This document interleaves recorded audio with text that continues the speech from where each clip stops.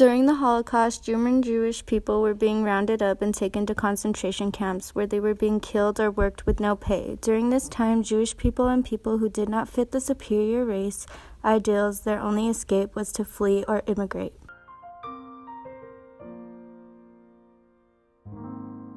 Today in 2019, immigration laws and refugee laws have been improved greatly due to events like the Holocaust, but immigration enforcement and prevention is reaching new highs due to the Trump administration.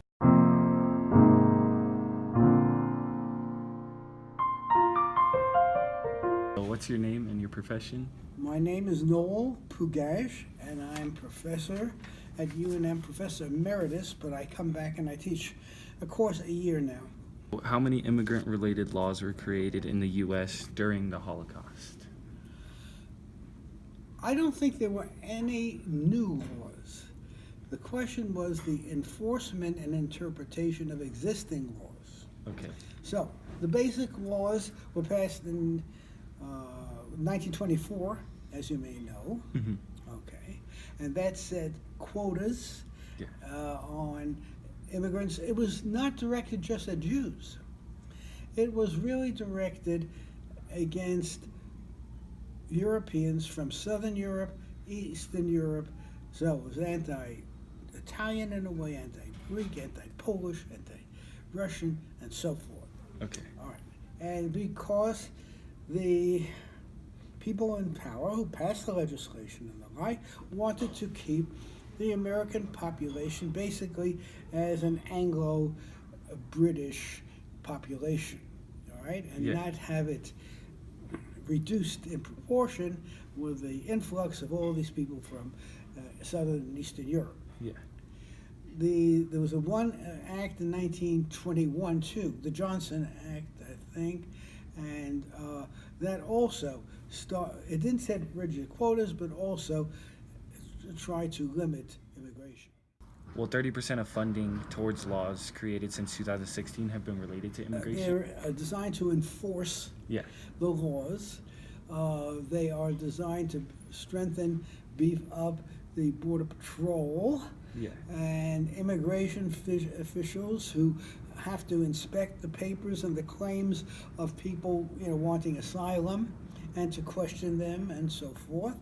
So a lot of personnel is involved. I have become aware of a larger number of people from Central America, Mexico, and so forth, coming into the United States and settling in New Mexico. I don't travel extensively around the country, but my experience in Albuquerque and New Mexico is that, yes, I have noticed more. How do immigration laws now compare to immigration laws during the Holocaust? Well, they're not as severe now as they were during the Holocaust. Yeah. Immigration laws were changed in the late 40s and 50s. We now have, and I think this is very important, people are not aware of it, before the Holocaust there were really no provisions for refugees. Mm-hmm. No special laws regarding refugees, admitting them often on a favored status. It was the Holocaust that created all of these refugees, and that led in the late 40s and early 50s to immigration laws that made provision for refugees, for asylum seekers, as we call them now, especially those from Central America. So those did not exist during the Holocaust, and it hurt a lot of the people fleeing from Germany, especially Jews, to get into the United States because there was no provision for it. Today in society, hate against immigrants or people from other countries is around us in mass quantities. The only way to help this problem is avoid the support for the groups that preach these gross actions.